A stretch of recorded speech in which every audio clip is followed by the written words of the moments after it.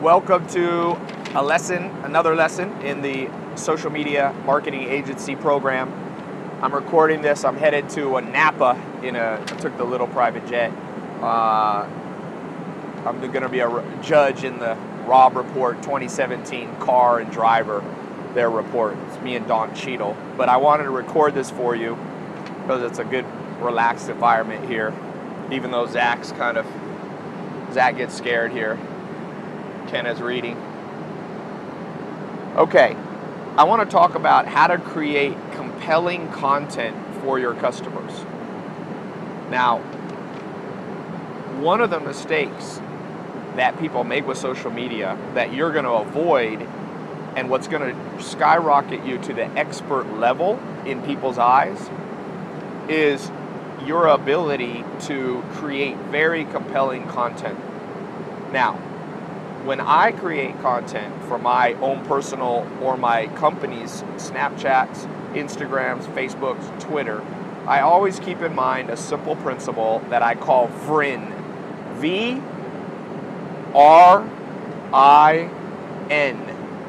And I want to go through these four things because every client that you master VRIN for is going to stay with you for a long time, because you'll be one of the few people in the world that knows how to create high VRIN content. So when I think about my social media content, I think about how do I create high level VRIN content. The V stands for value. Okay? So let's say your customer is a restaurant or a doctor's office or a plumbing service or landscaping. You have to talk and have a conversation with your customers and say, why do people buy from you? What do they value about you? So let's say it's a pizza store, and you ask the owner this question. This is an important interview conversation you need to have. And let's say they go, well, people really value that our food is slow-cooked pizza, nothing's refrigerated, we make our own bread crust. Then, if you already know, you have the business intelligence from the client that's what their customers value, then you want to make a lot of content around that. So when you post to Instagram, you want the caption to be about maybe showing them making the bread. If it's a doctor's office that specializes in cosmetic dentistry, you go, why do people really think you're the best cosmetic dentist? Why do they come to you and pay a lot? They say, well, it's because I specialize in helping people with chipped teeth. Then you're going to create content for their Insta, Twitter, their website, their video branding around that value area. So my social media, what people I found value, and I didn't know this at the beginning, what people value from what I do is inspiring lifestyle kind of stuff. Also passing on what I learned from books and so on. So I like to keep a lot of my content around lifestyle, drop in expert book reviews, things like that. So that's V. And on a 1 to 10, when you come to a client, you want to look at their content and think, 1 to 10, what's their past content be like? And you can, when they're not a paying client, one of the ways you'll get them to be a paying client is by going, I did an assessment, I did an audit, a free audit of your social media. Most of your stuff's V score in the VRIN score is a 4.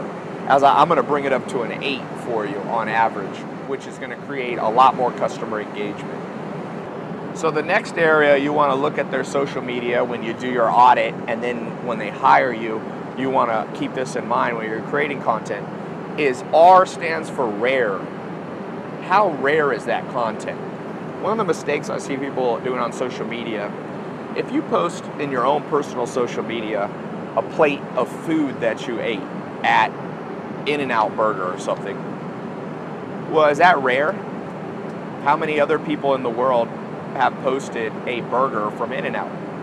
So usually on my own personal social media, I won't post it unless it's somewhat rare. It doesn't mean every post, but definitely the majority of the posts should have that feeling like, wow, I never see that on social media. So if you have the client who's a pizza customer, don't just post a picture of them with a pizza, making pizza. Any pizza restaurant is going to do that for the social media. If you're a dentist, don't just post somebody's teeth, because other dentists have posted that. Post a extremely rare before and after.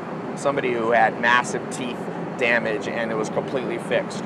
Or post the machinery in the dentist's office that does this unique, cosmetic surgery.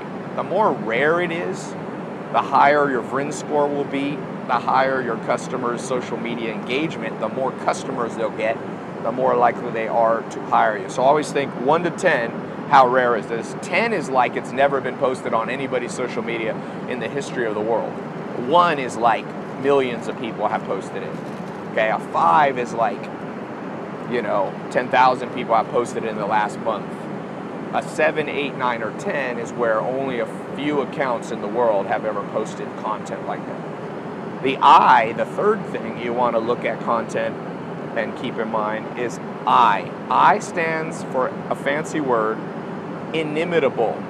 What inimitable means is how hard would it be for a competitor to make that same post. If it's very high in inimitability, that means if your customer is a dentist or a pizza store, that even if another competitive dentist wanted to post that, they wouldn't be able to. They wouldn't know how, or they couldn't because, so let's say you have a customer dentist who's been in business for 40 years and has helped 20,000 people. I would do a post on social media saying that statistic because it's inimitable. A new dentist cannot say that. If your pizza client or restaurant has their family's been in the pizza business for 4 centuries or something from Italy, you want to post that a lot and say we've been in business, our great-great-grandparents since 1755 in Italy. That's inimitable. It's hard for a competitor to make that claim. And most businesses will have 1 or 2 inimitable, very unique, hard to replicate aspects to their business. Okay? Next and last, the fourth is what I call, what is called non-substitutable. So what that means is from the customer of your customer, it's a little confusing, the customer of your customer. So if your customer is the pizza restaurant or the dentist office, their customers, the people buying the pizza or getting their teeth fixed, you have to think, how can I post content that shows the client can't live without it? It's not substitutable. For example, the reason pro basketball players make so much money is when people like basketball, they don't want to watch golf. If you're Kobe Bryant, your social media is very powerful. It has millions of followers because if you like basketball and you like the Lakers, Kobe Bryant was the only, the modern hero of the team, the icon, the legend. Your restaurant, you need to ask yourself, how can I convey to their customers, the people buying the pizza, this concept that you have to eat the pizza. It's such good pizza, you gotta eat it. You can't live without it. You can't eat another meal. So maybe you show a statistic of, people who eat pizza are 10 times happier than people who eat salad or something. And you post that kind of content. Cosmetic surgery. Maybe you'll post on their social media that for the dentist that people with good teeth are 33% more likely to get a job application to be hired for the job because looks, presentation matters. So on the social media for the doctor, their website, their email marketing newsletter, you want to convey that message to their customers. You can Google research that's been done showing that people need that service and can hardly live without it if they want those benefits. Now, what you do here is every post, I just do it in my head. You can do it on an Excel spreadsheet. Before you post for a customer, you just look at the VRIN score. You assign VRIN, a 1 to 10 score, and then you average them together. So let's say the score is a 5, 4, 3, 2. 5 plus 4, 9, 12, 14 divided by 4 is roughly a 3.5 VRIN score. That's not good. You basically don't want to post any social media content that's not at least a 7, ideally an 8 or above. And as you keep this in mind, you're going to start understanding how to tell the brand story. Not just a story, because, for example, a good movie has a great storyline. Star Wars, you know, E.T., The Godfather, great storylines. But each scene has to be good. You think of a classic movie like The Godfather, that movie, not only was the storyline interesting about this mafia family, but each scene had a high VRIN score. The way the cinematography done, the Marlon Brando style amazing acting, the emotions it pulled out. Each scene, each 5 minutes of that movie was an amazing VRIN score. So I talked in another video about how the overall story you need to create for the client.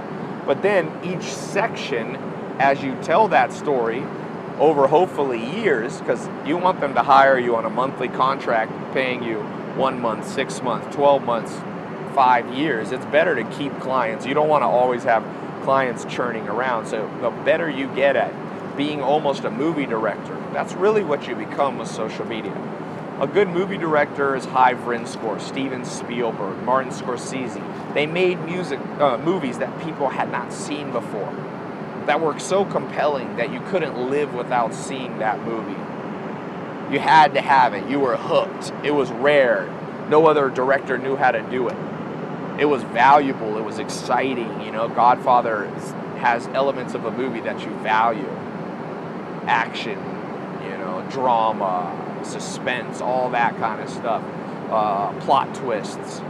And so as you become the movie director focused on each scene being a powerful high VRIN score, then people will be like, where did you learn this?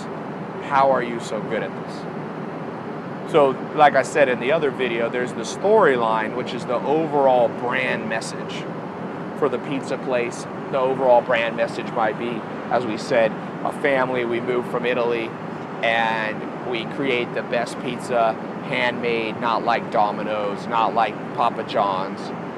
If it's the dentist office, it's, you know, the brand story could be taking people who feel self-conscious all the time and making them forget about all the problems they ever had growing up with their teeth. That's the overall brand story. But each Insta post, each Snapchat post, each Twitter you do for them, each Facebook, each YouTube video, the way their website is written out, each of those must be a high VRIN score scene.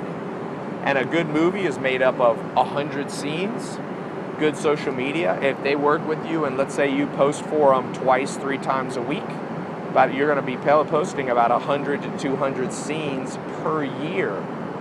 And as long as those scenes, the majority of them are 7s, 8s, 9s, or 10s, that customer is going to be happy.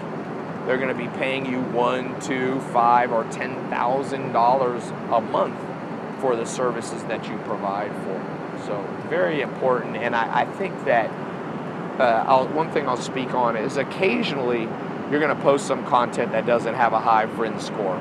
So it's okay as long as it's rare for you to, as long as it's not too often. So on a 1 to 10, if you post 3 posts for them in a week, you know, as long as you average, let's say the VRIN score of 1 is an 8, 1 is a 6, 1 is a 10, you know, that averages to roughly an 8, so that's good enough. And another hard and fast rule, don't post anything with a VRIN score under 5. So if you just take a pencil paper, how much are their customers going to value this? How rare is a post like this? How hard would it be for a competitor to do this post? How important and non-substitutable is this for the client? And you average that. If it comes out as like a 4.5, just skip it. It's better to post nothing at all than trash posts. The only exception to this, I'll tell you, because you can't always know, especially as you're starting out, your VRIN score, your estimate before you post it, sometimes is wrong because you haven't. Once you've done a few thousand posts for customers, you'll know ahead of time what the VRIN score is going to be. But as you're learning, one of the places to post first is Twitter, because Twitter is so high volume posts that you can do that even if you occasionally do some dud bombs that are not good at all, it's fine, because you can post again an hour later. Where you don't want to post too many crappy posts is like Instagram. Facebook has a quality score that they either reward you or punish you for. Snapchat is a little more like Twitter, so not every post has to be a 8, 9, or 10, but for sure the overall 24-hour day needs to average 8, 9, or 10, maybe a 7 once in a while. YouTube, don't post crappy stuff. It's better to post less but higher quality. It's great if you can post a lot. So Twitter, maybe Snapchat are the exceptions to the rule, and that's why Twitter and Snapchat are great areas to test. So if you know you're going to post something on Wednesday for a client on their Instagram or Facebook or YouTube, you might test it on Monday on Twitter. See if it gets above, we're making a bank here. See if it gets an above average tweet, favorite, retweet and favorite ratio. So if their average retweets and favorites is 10, and you do a post on Monday and it gets like 18, then you know on Wednesday you can post it to the Instagram, their Facebook, their YouTube. If it gets below average, don't post it. So what I want you to do for your homework here, to complete this lesson, to continue on your certification, post below an analysis of your own personal last social media post that you did.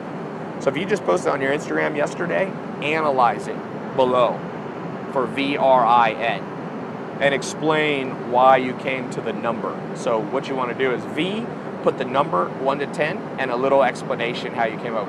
R, rarity, so value. R for rare. What your 1 to 10 assessment and why. I, inimitable. Your 1 to 10 score, your explanation. N, non-substitution, your score, and then why you gave it that score. And then below it, put the average. You need to be able to know how to average. All you do is add the 4 numbers up on a calculator if you need it and divide it by 4. That gives you the average. Okay? Answer that below, and that will complete today's lesson. I'll see you on another one.